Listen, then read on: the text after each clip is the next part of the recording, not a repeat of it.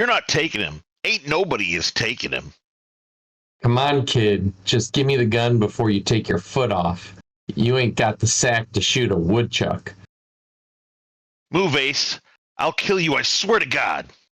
Come on, LeChance. Give me the gun. You must have at least some of your brother's good sense. Suck my fat one, you cheap dime store hood. Are you going to shoot us all? No, Ace. Just you.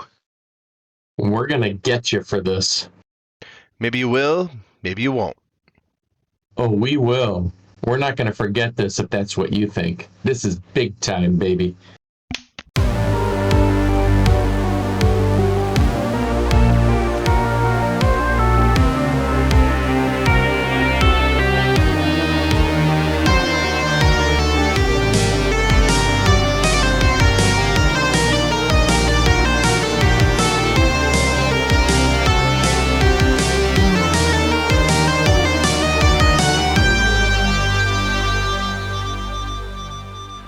All right, star date 11/4/2024. Welcome to episode 26 of the Burning Ewok podcast. I'm your host, Justin Granson, and with me as always... Chuck, how's it going, everybody? And Ace. Man, what's going on, Dan? Hey, Dan. Hey, guys, how's it going? Good. We're a little late this week, so let's just get right into it. What have you guys been up to? How many trick-or-treaters did you guys have come to your house? A decent amount. I would say maybe 50 kids. Wow, damn. Maybe. Yeah, ours was low this year, but the other side of our neighborhood was like rocking. Everybody else ran out of candy. We didn't even come close. No, we didn't run out, but we buy way too much, and my wife is insistent that we buy the bars.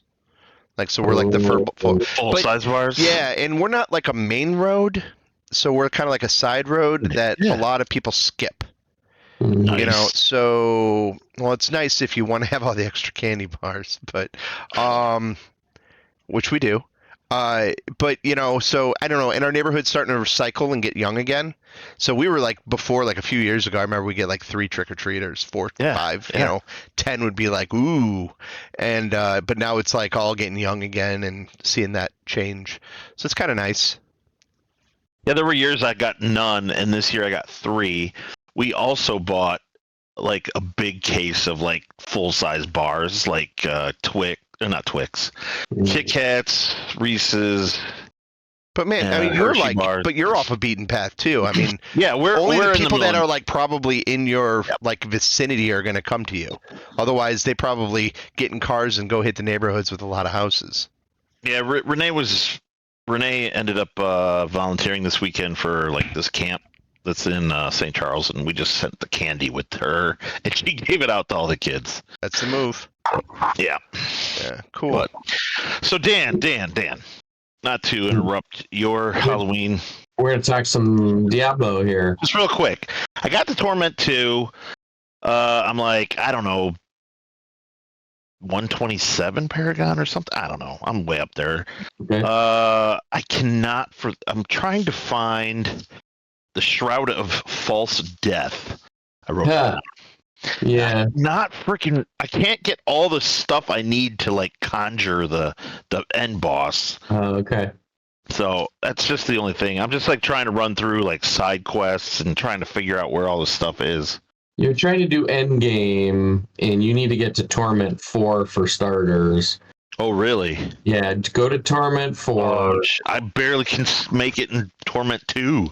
Yeah. So you might have passed me now at this point. So. Oh, yeah, I played like nonstop. Because I'm like on the cusp of getting to Torment 2. Yeah, my wife went somewhere this weekend, so she was at that camp, so I had time to just burn. Nice. Yeah, I'm at Paragon 264 now, 265. What's the top? Is it 280 or is it 300? 300. It's 300. Okay, so you're getting close. Yeah. This is where it takes a while to get each level, though, right?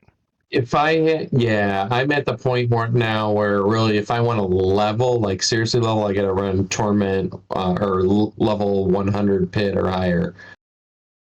Oh, geez. Yeah, like I could play for, I Paragon every 15 minutes, probably. Barely can get through a pit 35 right now. Yeah. I got through it twice, but If I had to guess, I could probably beat 115. Oof.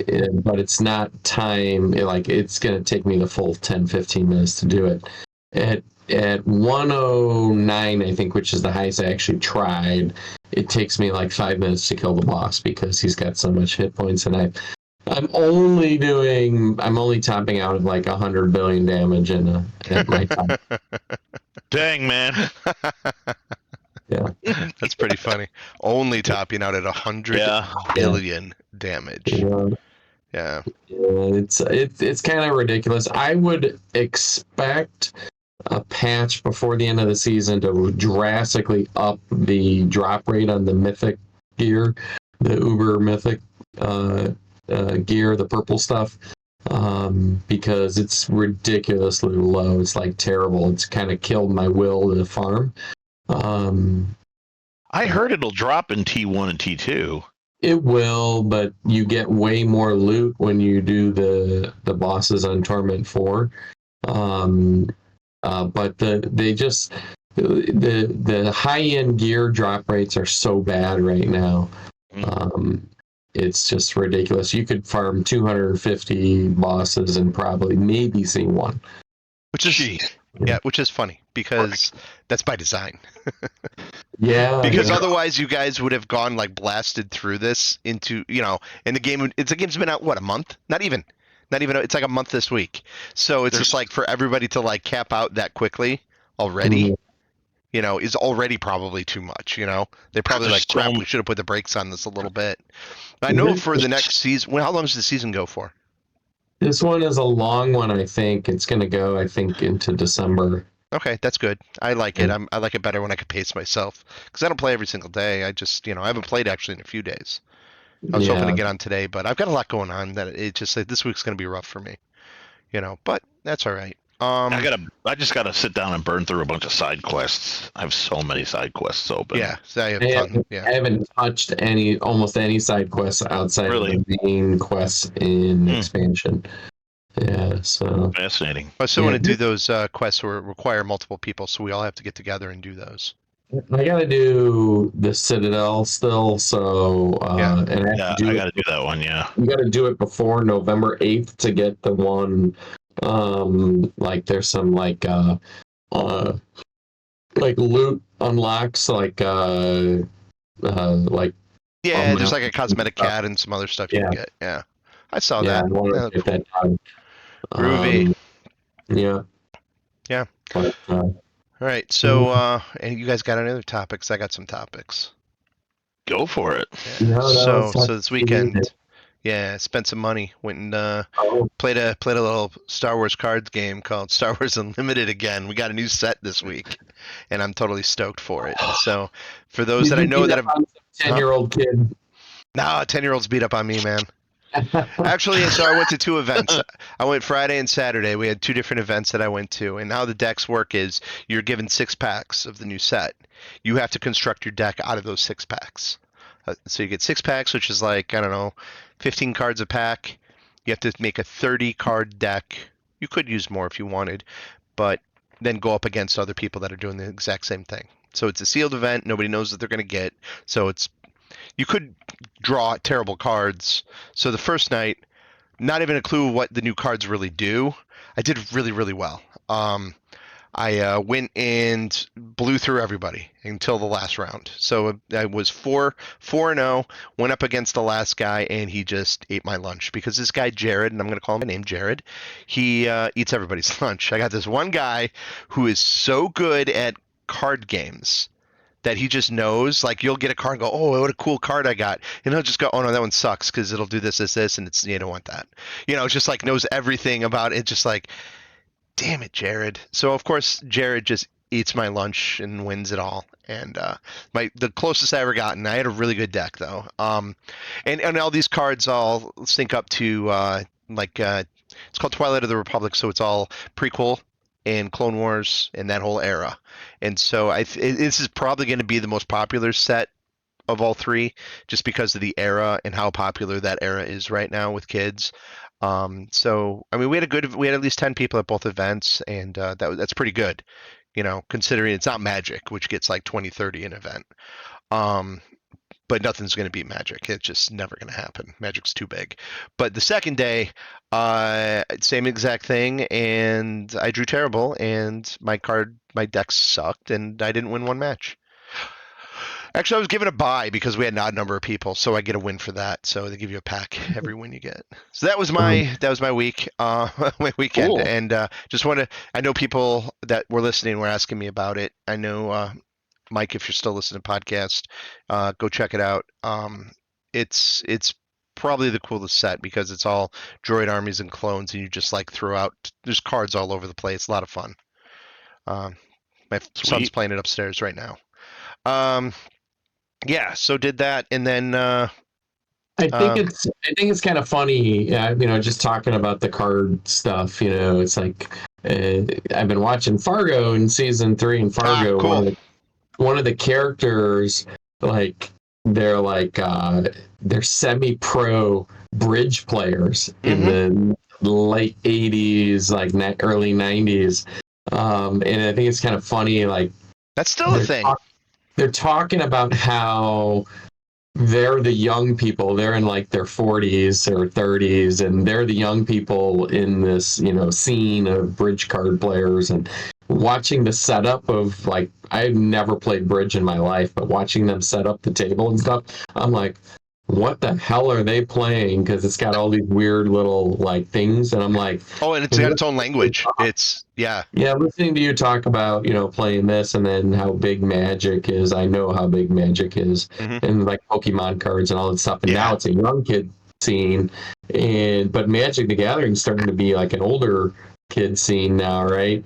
I'd say that like 20 years kind ago, of it is because it started in the 90s. Yeah. And so it's like there's people well older than I am playing it, but it still brings in kids, man. It's crazy. It still has a youth thing. The Pokemon probably sells the most cards, but it doesn't get as much play as Magic. So it's not as big as like a game. Mm-hmm. There's probably more people playing the Star Wars game than play the Pokemon game, but nobody buys more than Pokemon. It just because everybody wants get a Squirtle card, Yeah. There's a lot to it with just kids collecting the cards like we did baseball cards. But yeah, I mean, it's been a while. Somebody taught me how to play bridge. It was probably my father-in-law. And some of those games are awesome. Like we'll play cribbage all the time. I don't know if you guys ever play cribbage. Used to play that all the time. Cribbage is amazing. That game's amazing. Haven't played it in 30 years. Yeah, it's so good. Yeah, so that's pretty popular. My kids are big time into that. Yeah. So we play a lot of card games, though. I mean, not just Star Wars. The only thing we ever play is euchre, right? Which is a total Midwest thing. Yeah. And a college game, but I do love to play euchre. Euchre's awesome. Yeah, I like euchre. I like it more than I used to. I used to just not like it. It just would irritate me. But I grew to like it a lot. I just like I don't like necessarily like team games. I just kind of like the play on your own. I mean, which I know if you're playing cribbage, depending on how many people, it's a team game also. But and that's kind of how I kind of grew to liking euchre more, was through cribbage and kind of understanding those dynamics a little bit better. Instigator when it comes to euchre, because we have a bunch of friends that we play with, like when we get together, we'll do like couples weekends away, and then we'll go drinking all day, and then we'll get back to wherever we're staying, and then we'll play euchre. And I'm such an instigator watching our friends, like couples getting huge fights. It is so funny. I don't think I've ever gotten into a fight over a game. Like I'm probably the most chill winner and the most chill loser you'll ever see playing a game. I just don't. No. You see me, Chuck. Like, do I ever like? I don't care. No. I want to win. I always play to win. And the problem is like I'm usually a lot of times, not so much with you, Chuck, thankfully, but a lot of times I'm the one showing people how to play the game. So I'm coaching as I'm playing, and I really don't pay attention to what I'm doing, and I just get rolled because I don't care, But then, like, when I win, yay! If I lose, hey, fun. I never ever get upset playing games. I wish I had a little bit more fight in me when it came to that stuff. But if I'm playing like an actual sport, You Yeah, see yeah, you yeah. know this one, Chuck. See, it's you play to win the game. Yeah, yeah. You do. Well, Oh, to and be I honest, don't like it when people play not to win. That drives me nuts. Also. Oh yeah. Yeah. I play. Typically, I play because I'm just there socializing, and so I may not put 100% into the game, depending. And so sometimes, yeah, I screw up the game because I'm not paying attention. So I'm not really strategizing. I'm just kind of chatting or whatever. But you're never like a problem. I guess if you screw up the No, game because like you break a rule that screws everything up, like But that can happen. If you're playing Clue and you don't give the clue, and so everybody thinks that no one has the wrench when it's sitting in your hand. Yeah, like that could screw up a game. But not so much. We play euchre and we play stick the dealer and steal the deal, which is like legendary if you can steal the deal on my friends. Is every like seriously, you just start dealing and steal it. It's like the biggest fucking thing in the world. I've never played any of those. I've never played euchre. Oh, you didn't play euchre, huh? Euchre in about 5 minutes. That's why. Yeah. Yeah, I wonder if it's because my wife's family, they play like spades and all these others. They play a game called Spit. They play a game called Spoons. I don't know. I can't keep up with them. They're so fast. Man, Spoons that's like, yeah. Spoons get violent. I've known people to break fingers playing Spoons. Oh yeah. I don't get involved in that. Yeah. We did start playing a new game though this weekend, or actually a couple weekends ago, but we played it this weekend called Mycelia. It's like this. It's a board game with cards, and you collect well, it's actually not really a board game. But you have like. It sounds like is this something you have to inject? No, like mycelia. What are the side effects of mycelia? No, it's all about mushrooms. It's all about mushrooms, and then you collect cards, and the cards are different mushrooms, and you're just building a deck to. You have to like get 4 that grow in the fall, 3 that grow in the spring. So it's It's a deck builder. It's kind of, but there's a limit. You're the first person to get to their however many cards it is the winner. Or that's when the game ends, and then you add up all your points, and then whoever has the highest. You consider that kind of a game a board game, or is it a card game? No, I guess it's more of a card game. I don't know. Like, is Dominion a board game, or is it a card game? It's a card game. It's like straight up card game. Yeah, it doesn't have a board. I know, but it's like on the shelf with all the other board games. Yeah, I know. I don't know. Whatever. What is the card game that they're playing? And I'm going to segue this to Murders in the Building. What's the card game that the other tower? Oh hell! Playing? Yeah. No idea. Yeah, I like. It could be a variation of maybe bullshit or something like that, or war. I don't know. Yeah. That's what I was trying to figure out. Also, actually, it sounded like a game that we play called Up and Down the River. Because how they're saying they're going to play like 2 tricks or 3 tricks. So a game that we play called Up and Down the River is you start with. That's the same game. Hell is called by other names is Down the River. Oh, is it? Okay. So that's what. Okay. So basically, how that game works is, if the 3 of us were playing, you have a deck of 52. Everybody gets 1 card. You look at your card. You've got it. Nobody else sees it. You put the deck there. Flip the top card. Whatever suit that is, that's a trump. So if it's hearts in the center, and I have a heart of like 7 of hearts, and I got you 2, I'm guessing may or may not have a heart. You have a 1 in 4 chance. Yeah. But I don't have a real high heart. But like if you have like a 2 of hearts, you might be like, oh, I got it. So I'm going to say I got 1 trick, and then it's going to go to you, Chuck, and you're going to be like, I don't have one. But Dan's got that 2 of hearts, and he's like, shoot, that means he's got a heart. What am I going to say? If I say 0, I can also win this round, but I don't get the point, extra point, So he says 0. We all flip our cards. I win it because I said I have 1 trick. You said 0. You said 0. So you guys you also pass the round. Everybody gets 10 points, but I get 1 extra point because I said 1 trick. Next round, everybody gets 2 cards. Whatever top 2 cards you have, like higher card, whatever. And then it goes based on that, and then you go 3 cards all the way up to depending on how many people you have is how many rounds you can play because you're playing with only 1 deck. So if you're playing with like 5 people, I think you can only go up, to like 6-7 cards a person, and then come back down, and then so when you get up to like 7 cards in your hand, how many tricks can you play putting down your card? Your trump card's going to wipe out everything there unless somebody plays a higher trump. It's cool, and then based on how many tricks you predict is how many extra points you get per round. So I thought that's what they were playing. Ham? Huh? Do you have to eat any ham between rounds? You gotta eat, what is it, bathtub ham? Yeah. Anyway, Bathtub hey, why don't we ham. let's talk about the finale, because Dan, you saw it. What your initial reaction was? I'm gonna quote you. You said it's good, but it wasn't great. Yeah, like it didn't blow me away. I think I kind of called like how it would play out. I think, I think I kind of, one, I think we all kind of knew it was, I knew as soon as it was revealed that it was, who it was, and the episode before, right, the pre-finale episode. I think last week we made some kind of predictions, and I think I kind of generally nailed it. What was your prediction? I forget what our predictions were. I can't even think back that far, man. Last week is still busy in my head. Come on, time's a circle. It's happening right now as you speak. Also. Yeah. No, like I'm seriously like lightheaded still. If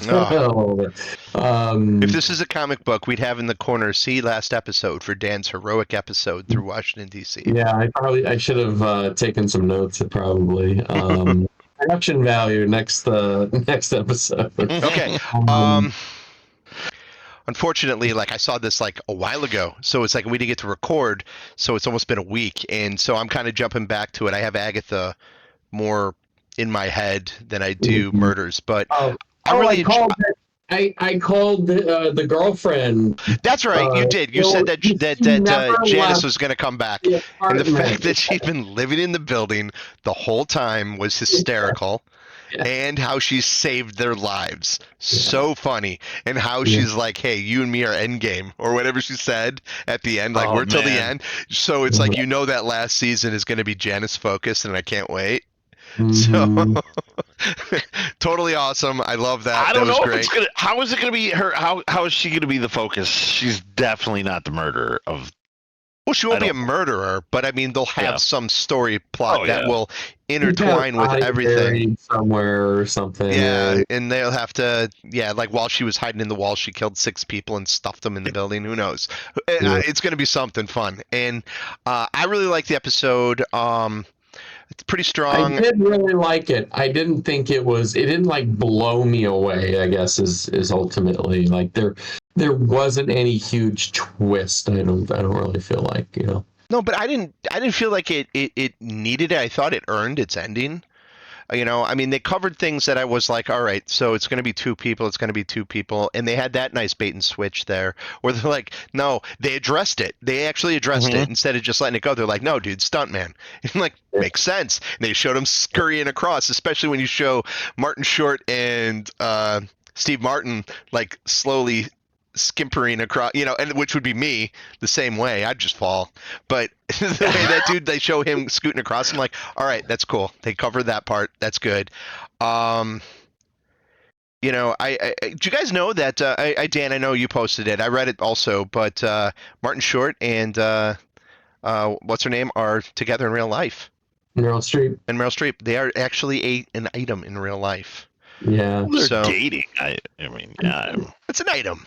That's an item. It's interesting though. Because you would have never called that. Never called 20, it 30 years ago. No. Well, it was interesting because Meryl Streep in the same article was talking about how this is like reinvigorated her and how happy she is to do this show, because she's like, I'm a million years old. There's no way in hell that I ever thought I could have a romance in a movie again or in a show and have that type of storyline that she has with Martin Short. And so she's just like, this great. It's amazing. It makes her so happy. And it just seems like it's a very genuine, like all these characters seem very genuine, like not only in real life about the show, but in the show also. I think it carries over. Yeah. And the whole, there weren't any plot twists, but there was some things, and it's starting to come back to me now. The whole Saz thing where she wrote everything. She stuck it in the beer. I mean, that was one of the questions we had. How did the script get in the beer? Well, she put it in there, and she's the one who brought the beer over. And then when she died, they just stuck it in the fridge and left it there. Yep. If you also notice, the beer is in the front during the credits. The beer was sitting in front of the front door. There's a case of beer, the same beer.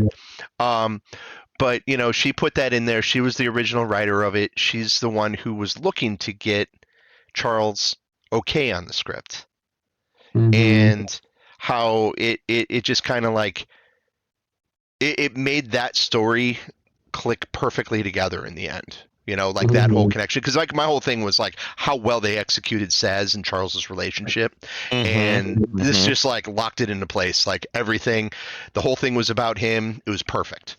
So that's why I was like really satisfied with the ending. The next reveal for the next season, maybe that was a little. Poor Lester. Yeah, Lester the doorman. But but there's some funny stuff in there too, because it's just like how they yelled at him, like, yeah, it's the guy that lets all the murderers in. So it's like, okay, maybe he tried to stop one of those murderers from coming in because he felt bad about it, and that's how he got killed. So I was like going through my head, like, what's gonna happen there? Amazing. That's actually really good. Yeah, so it's like yeah, at first I'm like, Lester, that's kind of weak, but whatever. But I'm like, oh, maybe, I don't know. So I'm looking forward to that. Any other thoughts, guys?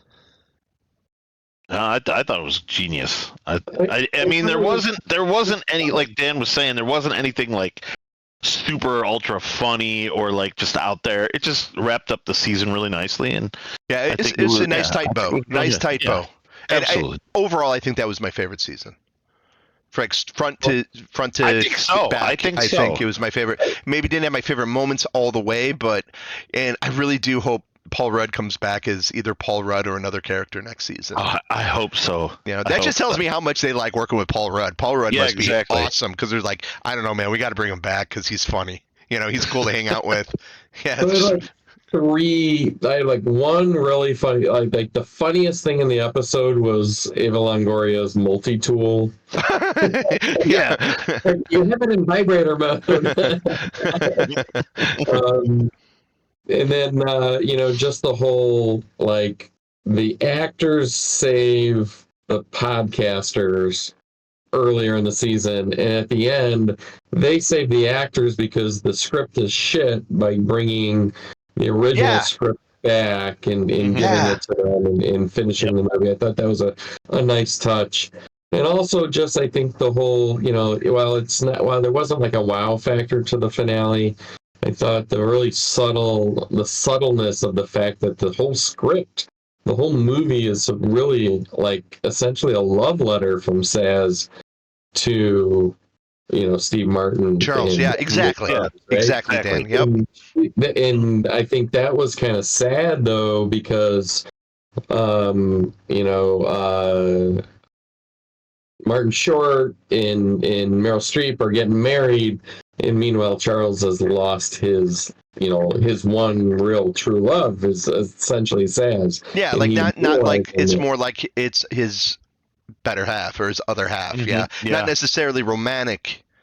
I think it was meant to be like a romance, and he's just realizing he missed it his whole career. Agree. Maybe, yeah. Maybe. Yeah, I gotta think that through. Yeah, let me think about that. You might have something there. He kept going back and standing in for him because she was in love with him the whole time. Maybe. I think that's what it was supposed to mean. Yeah, I really didn't even put it that way. You might be onto something there, Dan. I like that. Yeah, it makes it a little bit. It's a melancholy ending, but now it's even more melancholy when I add that to it. Yeah, I mean melancholy, good, more towards good. Cool. Yeah, I dug it. So you skipped ahead, Dan, on Fargo. You way outpaced me. So you watched 2. I have not started it yet. It is on my list. We almost started it, but we've got a few other things we got to get through first. And I'm gonna, like I said, I want to savor Fargo. I'm gonna do a season, go do some other stuff, come back to the next season, just really enjoy them. So you really like 2, huh? Yeah, I mean, the cast is so freaking good in two, and I believe One was like great. so I believe season two, and I'm looking at it right now. They got 3 Golden Globe noms for season two for Kirsten Dunst, Jesse Plemons, and one of the other actors. Um, and it's just so good. Yeah, for Gene Smart, who plays the big baddie in season two. Yeah, in Jesse Plemons and Kirsten Dunst, and I think this is where when they were on Fargo, that's where they really kind of kicked it off, and then got married right after that. They're married? You didn't know that? Mm. Yeah, I was surprised they knew about Martin Short and Yeah. Meryl Streep. I don't know. I don't know. Like, are Bennifer still together? I have no idea. Yeah, so I have no idea. they had a kid together. They were married a couple years ago, so they met on Fargo, and they had a kid like 2 years later. They got engaged and then had a kid, and they got married a couple years ago. That's so happy. Yeah, that was the big thing, was that whole scene in Civil War. Which, have you seen yet? Did we talk about it last You week? did. You talked about it. Yeah. So there's a really tough scene between the two of them, and there was a lot of talk about how, it just seemed like it would be so difficult for them to do, since they're married. The two scene, it's not like a sexual assault or anything like that, so it's not that rough. But no, those two just steal the whole show in season two. The rest of the cast is phenomenal, and the story is great. And I just started season three, which Ewan McGregor, this might be my favorite thing with him of all time. Wow, because I have heard that the Ewan McGregor season is not because Ewan McGregor, but it's not as good as the other two seasons. That's what I've heard. It does not have a real connection to the other seasons so far. Maybe that's why people said that. Yeah, it just didn't. Maybe they lost that connection. Okay. I think that it's brilliant how they connect season one and season two. Like, just brilliant. The first 2 episodes so far of season three are great. Okay. So I can't wait to finish it off and see what. I hope it keeps it going, because I'm excited to watch more. Yeah, that's the only thing I want to watch right now. Awesome. But we got one more thing to talk about. Yep. Yeah. So we saw 2 episodes of Agatha All Along, and we have finished it up. And I wanted you guys to talk. I got a lot to say about it, but I want to hear what you guys have to say. And I don't know, you want to talk about the episode 8 first, and then episode 9, Sure. or we just talk about it as all one giant thing? No, it's kind of hard to split up because I don't remember exactly where it ends and starts. But Yeah, let's treat it as one. I mean, one of them is essentially a throwback that gives Agatha's backstory, right?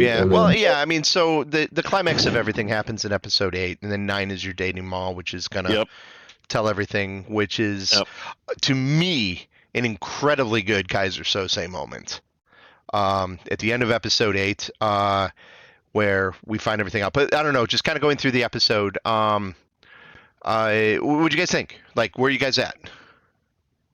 I really enjoyed it. The twist was amazing. I didn't see it coming, even though I had previously mentioned, hey, when they were in his bedroom, I was like, do you remember seeing like the Wizard of Oz characters and stuff? Yeah. Why I didn't think about it then, I don't know, but yeah, it was awesome. I expected that, but not from him. I expected it from Agatha the whole time. So I mean, and it's just like, if you go back and watch like bits of the season, everything is connected. They did such a good job. It goes back in when they, because I love the idea that the road never existed. The road never existed, but now it absolutely exists, though. Like, it is created. It is a thing. It is now a thing. No, Chuck, I saw you looking at me. What are you thinking about it? I don't know. So here's the thing. He created the road. Yes. right? Physically created it. It is The song in there. existed, but the road never did. Right? The song was a thing. Well, we find out, like, if we're going to go back in the last episode, Nicholas Scratch came up with it. Her son started humming Yeah, her it. Had a son little started song, singing and the song, and yeah. that's something I guess you'd probably do in the 1700s to pass the time, is come up with little Yep. songs. So they I had this wanna like thing, know- we're doing the road, and it slowly became the Witch's Road. In fact, there is a moment earlier in the season where Jen and Agatha argue about the lyrics, where Jen's like, or Agatha's like, how would you know what the lyrics are? It didn't make any sense what you're saying, because Agatha wrote it, so that's why she's like, that's the wrong lyrics. So her and her son write this song, or like come up with it, have their whole thing. Somebody said online, and I would love to check on this, is like the bell that's stolen from the little boy, or the lady, when Nicholas runs it back in, and then all those witches get killed. That's the same bell that she's using when they're singing the Witch's Road in the second, when they open up the door. That's she's got the bell right there. It's the same bell. It's a little like rusted out and everything, but it's the same bell. So there's these really, really cool connections. Some of the other things that I loved, I love the Kiss of Death. That was great. I love that Agatha stayed true to her character the whole time. There's no redemption in that character. Well, I think there's an understanding which gives it a redemption to her. There is, but she did not sacrifice herself per se. And that's what we kind of thought was going to happen, but it didn't quite happen that way. So she herself says, I took a calculated risk. And I was like thinking about it. It was just like, holy crap. She knew that she couldn't die all the way because she made a deal with death. And Death is very transactional. And also, I could talk about Aubrey Plaza and her performance as Death is next level, because when she's not Death and she's this cackling crazy lady, it's one thing. And then how soft and almost caring she is as Death, as she's bringing other people in, taking the bodies. And like my whole understanding of this is she makes this deal with Agatha, and she's going to continue to get the bodies. Agatha is going through to keep Nicholas alive, and she's killing off these witches and delivering bodies to death. As soon as Nicholas is kind of like, Ma, I don't want to do this anymore, he starts getting a cough. And then the next day, can we kill the witches tomorrow? That's when he dies, because he's no longer part of it. He now needs to move on. And I thought that was incredible. Tell him, right? Like, so part of the deal is she's not allowed to tell him when he's going to die, which is when he doesn't deliver bodies. And I think that's like the redemption part, right? Is why does she's not doing it for herself, she's doing it for him. Well, she knows that she can't die necessarily. She died, but remember what the deal was? I will not see. I mean, her son. The whole, why does Agatha kill other witches? It's for Nicholas. To protect him. Yes, it's to protect him. Yeah. And so she's doing this to keep powerful, protect him at the same time, deliver bodies for death. It's how I understand it. That's just how it is. But at the end, like when I say she doesn't necessarily sacrifice herself, what she does is she had a deal in place where she said, I'll live a long time, whatever, but when I do die, you will not be there to see me. I will not see you.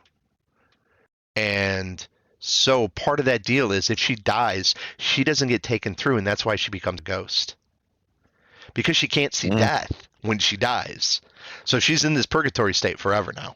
Or, well, I mean, as long as the writers keep her there. But, and I don't think she wanted to die all the way, because then she'd have to confront Nicholas. And she does not want to do that either. So where she is where she wants to be.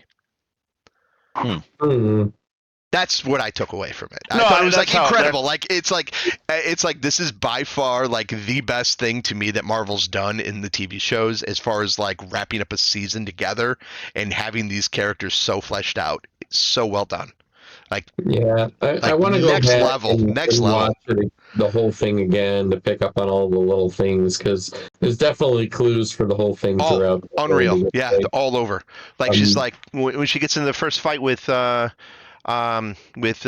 Death, Rio, yeah, and she's like, why don't you take my powers? And she's like, I can't because you know it'll kill me because she's taking the power of death. So those things, which is what she does when she kisses her at the end.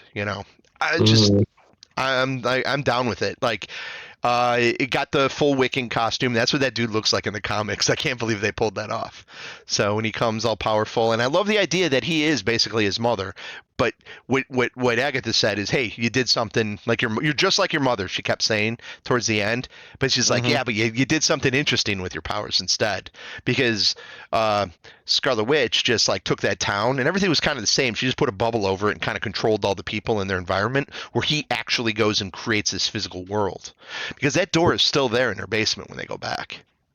mm, So I mean that place was there. So that Mrs. Davis, she's buried somewhere. She's dead in some strange place off in, you know, where the Witch's Road is. So I'm pretty cool show.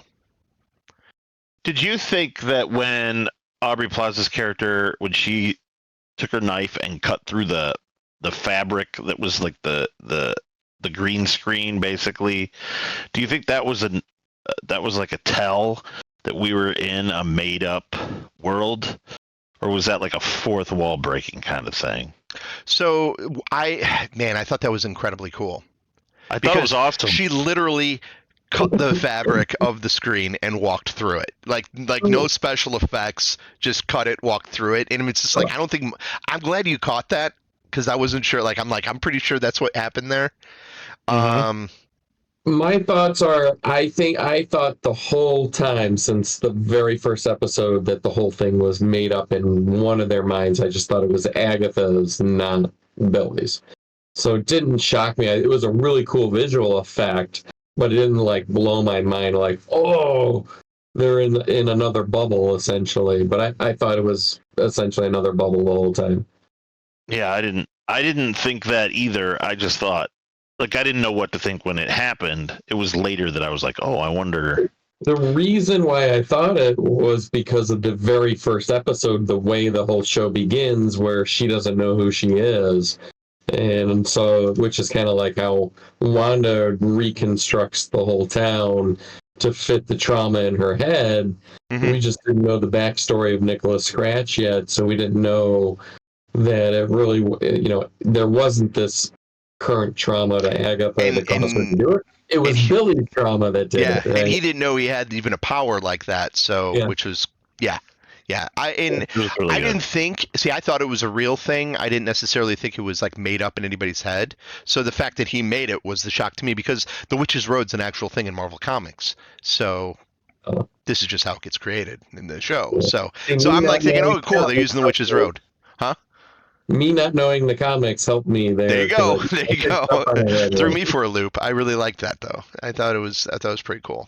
Yeah, I thought it but was pretty natural, just the way the whole, Scarlet, WandaVision played out. I'm like, it only made sense to me that now, to me in my mind, it made sense. Oh yeah, Agatha's trapped in some sort of her own creation here to deal with whatever's going on with, her own, in her own head that she can't deal with. Because WandaVision's all about her really dealing with the trauma of Vision dying and then creating in her kids, and then they are taken away from her. And it's like the sequence of how that all unfolds, and then Agatha, confronts her, and then boom, now we got our own show. Well, hey, I thought it was going to be like the way she's like a cop in the very first show. I thought we were going to get something like that every episode, Yeah. the same way we got Yeah, I WandaVision. did too. And I thought the road was going to morph into that as we went. Yeah, I thought so too. it kind of did. Like each of the challenges or tests or whatever was like a different genre of, I don't know, spooky movie kind of thing. Like there was the cabin in the woods, and then the house on the, Yeah, it dealt with different horror house. genres for sure. Yeah. Yeah, there was a little bit of that in there. Um, So here's something to think about. One of the things that when watching WandaVision, you watch it and you see Tommy and Billy, and they get, you know, wiped out in that show. Like you think they're just, but you don't care because you don't think that they're real. Hmm. This now adds a little bit more weight to that if you watch WandaVision again, where now these children actually have souls. They're actual beings, that are created somehow, But the fact that, Tommy's now out there in a body, and that's obviously the premise of wherever Wiccan's story goes next, is my thought. I guess they'll have a Wiccan show. Um, and I guess Agatha would be there. I like the idea of Agatha just being in every once in a while, could end up in a Marvel thing and just kind of haunt people and just kind of be annoying. I do not think Wiccan is getting his own show now. You don't think so? No, I think the ratings for this were really bad, and this will be the end of this as its own thing. It costs nothing to make though. I don't It think they're was going to it do was it. the cheapest thing they've ever made, and it's one of the highest rated things. I wouldn't be surprised. We're gonna get some. We're getting. They're making a Vision show. I thought I Ratings heard. got good ratings. It was not well. Like Nielsen ratings were bad on the show. Yeah, But I I had mean, heard that too. I just thought the quality of this was so much higher than like previous stuff. Yeah, I don't believe Disney is interested in making the high quality at the expense of money right now with the way No, their no, but they operation. don't need. If they keep making stuff like this costs like what, 30 million or less to make. yeah, it was real It low. was nothing. It was like the cheapest thing that they've done so far. So I mean, you The could crank out a follow-ups bunch of are these. never as cheap as the original, man. Depends what they Follow-up do. sequels are always way more expensive to make because especially if it's good, right? Because the actors, the writers, producers, they then have more opportunities. So you have to pay everybody more money Yeah, to yeah, yeah. do it. That's just the way Hollywood works, man. Here's the point. My point is though, it's not necessarily going to be Agatha season 2. It's going to be something else in this universe because these characters could end up in the Midnight Suns, which is something that Marvel's looking to develop. Midnight Suns is like Ghost Rider, some like all those types of characters. Agatha would be in that, could be in that as a ghost. Wiccan could end up in the X-Men, who knows, or Avengers. So I think Billy, you will see these aka characters Wayne, again. I don't think it's is good enough. I don't think it has star power enough to pull in people to watch. He I, will. He's gonna have. He will be in more stuff. I guarantee it. not as a headliner Maybe not though. a headliner. Maybe not. No, so AKA, there's not going to be a Wiccan show, is all I'm saying. I don't You see never. I would them. never say never, I man. wouldn't say never either. I don't know. Yeah, I think he can do something. We'll see. I think Daredevil's coming. From a show perspective, is Daredevil the next Marvel show? No, I don't What's think the so. next Marvel show? Oh, maybe it is Daredevil. Now that I think about it, it might be I mean, Daredevil. that's like ready to go, like in March, Yeah, right? they have 4 shows that are done and in the can that are sitting around. So they've got Ironheart, Daredevil, Wonder Man, something else. Oh, it's the animated stuff. The animated stuff doesn't count though. Daredevil, Born Again is March. Yeah, so that'll probably be the next one. Mm-hmm. Yeah, I think that one is going to hit like gangbusters. I think that's Probably. going to be Probably that's it's Daredevil. drive. It's more centered around Not Daredevil. arguing that at all. But here's the thing: if they do things like there's stuff that they've done that they continue to do that would fit in this universe, like Werewolf by Night was the one-shot episode, which is fantastic. It's about an hour long. It's so good. Watch the black and white version instead of the color one. Mhm. So that's something they put out a couple years ago on Halloween. Yeah, It's right there with like, is it's got like characters like Man Thing, uh, what's her name, Bloodstone, and all those characters all tie in with Agatha. They all tie in with, could be with Wiccan and the Midnight Suns. So there's like all these characters that are out there that you could bring together and put something out there for the more supernatural side. Because you remember, I mean, they've always got multiple genres in Marvel going at the same time. You know, you got your space stuff with Guardians and Nova Corps and all that stuff. You've got your big hitters like Avengers, which are your main headliner things. Or if we do X-Men or Fantastic Four, those are your big three. But then you've also I think in 2025, which we're fast coming up upon, I don't think Disney has the appetite like they used to for that kind of shit. well, Fantastic Four is about to come out. Fantastic Four, yeah. And that's what I'm talking about. Those are the big three. IP. Yeah, you know what though? You're talking about it in like a 3-week cycle. I mean, they change in 6 months, 8 months, 1 year from now. It could be a completely different story of everything. Like, oh look, we're doing great, everything's awesome. Fantastic Four made us $17 billion in a day. Guess what? We're making 70 shows now. All of a sudden, they change things all the time. Is the Disney DeSantis battle almost destroyed Disney, man? And in that company, it cost them their CEO, their board of directors basically completely turned over. I don't, I don't, from a business perspective, I don't think that you're going to see as many little niche releases. Well, they got about 3 of them coming. Well, they got about 3 of them coming out next year. So, yeah, it'll be interesting to see how it. It's not a niche release. I would say Wonder Man is.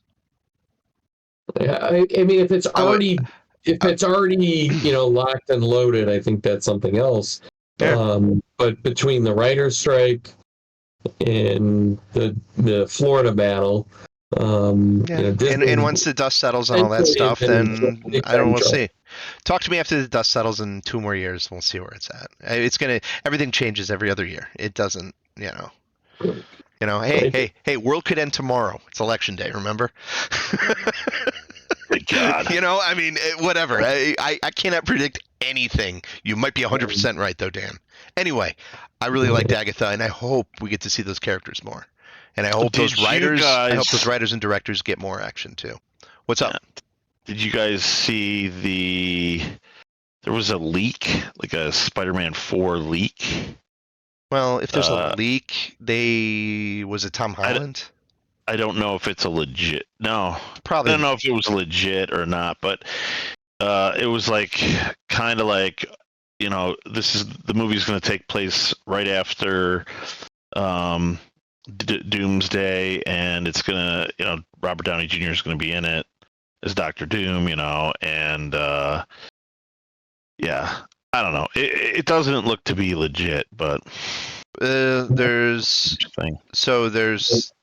Doomsday is supposed to come out, and if at the end of Doomsday he creates Battleworld, or Battleworld gets created by the Beyonder, if we're going to talk comic nerd stuff, that's the entire premise of Secret War, is you have Battleworld where every single character's in there and every single character is trying to survive whatever. You could have a Spider-Man movie where he's in Battleworld. Yeah, I don't know. So like there was a rumor, and this might be connected to it, where after Doomsday, all of the movies that come out will all take place in Battleworld until we have Secret War, which finishes that story. So that's a possibility. I've also heard that the Spider-Man movie is going to cross over into the Sony stuff more, but I don't think that's going to happen. I know Sony's been pushing that. And Sony just wants to screw everything up. So Sony should just shut up and let Marvel do their thing, because they know what they're doing with Spider-Man. And if you've seen the Craven trailer or watched Morbius or any of those terrible movies that have come out, I guess people like the Venom movies, but the last one bombed. But the new one just has been like #1 at the box office. Like it's making a quarter of what the other ones made though when they came out. It's not doing nearly as well. And it's okay. I hear it's okay, but I don't know. I'm not a Venom person, and so I've never watched any of the Venom movies. I probably should. But the other story would be that it's a street level Spider-Man movie, which links in with Kingpin and Daredevil, which is what I would want. That's what Spider-Man's supposed to be. Spider-Man's not supposed to go to space. Spider-Man's not supposed to be an Avenger this early in his life. Spider-Man's supposed to be fighting street thugs and bank robbers and, the Green Goblin. Or somebody that Daredevil's fighting like the Kingpin. think the Kingpin There actually. is an animated show coming, right? Yeah, First, yeah, like, and that's actually it's called Friendly Neighborhood Spider-Man, and that's going to be all street level Spider-Man stuff. I'm actually looking forward to that. okay. So I know you love Spider-Man, Chuck. He's your favorite Oh character. God, he's so great. I can't wait for a I street love level Spider-Man. It's my favorite. cartoon. I'm gonna watch every episode. Yeah, God, it sounds terrible. whatever. So anyway, we can talk one thing real quick, and then we're going to finish up here. How about that? Okay, Sure. sounds great. All right, Chuck, you just watched the Skeleton Crew. Why'd you hate it? I didn't hate it. Yeah, I tell didn't hate the us what trailer. you think about it. It looks fine. It looks fun. Yeah, Looks, You you know, excited yeah. about it? Because that's going to be like that's the next big Star Wars thing we're going to be talking about. You ready to strap on for that one? I didn't have to watch it. When you said, "Oh, it's so awesome," and you were super excited, I was like, "Duh." You know, I was like, "Of course you're excited about it." I hope you hate it like you hate the Acolyte. Like, I feel like somebody could just take like an X-wing keychain and jingle it in front of you, and you'd be like, "It's amazing! It's the best thing I've ever seen." You know my thoughts on Episode 9. Yeah, I know. Yeah. But still, no, I'm not making any predictions. I'm gonna watch it. It looks like fun. Yeah, it looks like a ton of fun. Goonies in Mhm. space. We're one month away from Yeah. December 3rd, which is kind of depressing for people like me who hate the winter. Ugh. I don't hate the winter. You know what? The summer went by so fast. I'm just hoping the winter goes by that fast. You know what I mean? Oh, it will. Life is going to go by so fast. We're going to die soon. Man, calm down. Hey, it's a The circle. sun will It's always already come up. happened. It's happening right now. You're born and you're dead at the same time, man. Oh, the circle thing. Yeah. The circle thing. Yeah. Enjoy what Well, you that's got. cheery. That's some cheery freaking messaging. I think that's what we should end on. Just Yeah. Burning You Up podcast. We're all going to die. Cue the music. God. I would not end it that way. Why not? Whatever. All right. Well, Next week, let's keep it lighter. Let's talk some Legos next week. I got some Lego stuff. Okay. did you happen to go to the new store in Cary? No, but we were talking about it today. I went there yesterday. Yeah, how is it? Well, they had a pre-release for Star Wars Unlimited there. Oh, So it's okay. called, was it The Perfect Project? Plug for The Perfect Project in Cary, Illinois. I didn't like the fact that they were selling their packs of Star Wars Unlimited cards for $7 instead of $5. So they're kind of there. Cary real they have estate's really expensive. You got to mark so everything up. many Lego sets at that place, man. Oh, It is the not Legos quite are not Lego cheap. store, but it is better than going to Target. And Tomorrow, so we're decommissioning our Lego room. okay. So the state that all of our Legos are in was my kids and their friends transition from let's build the set and play with the set to let's take all the sets and mix them together so you could never ever fucking find a piece when you want to rebuild the set. So I have That's probably Legos, man. I have a million like pieces down in my basement right now. That's And we're trying to put them all together. And Oh, you're putting them back in the sets?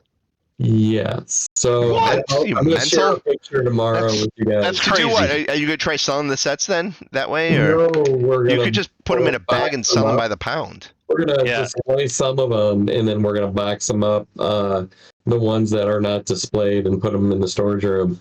But then I probably have about 400 or 500 pounds of free Legos we've bought over the years. That's a lot of pounds. That's a lot of Legos, bro. That's 400 or 500 pounds. Yeah, okay. If you really Holy have the, we're jeez. gonna stop this conversation right now Yeah. and talk about it next week. Big- We're gonna. Yeah. Next week is Lego week. Let's bring it. All right. Yeah. So let's sign. What? Okay, we'll talk about Legos. Let's do it next week. Let's do it next week. Let's sign off All right right. now. All right, everybody. Let's cue the music now. All right, peace. See you later, everybody. Love you guys. Bye. 400 pounds.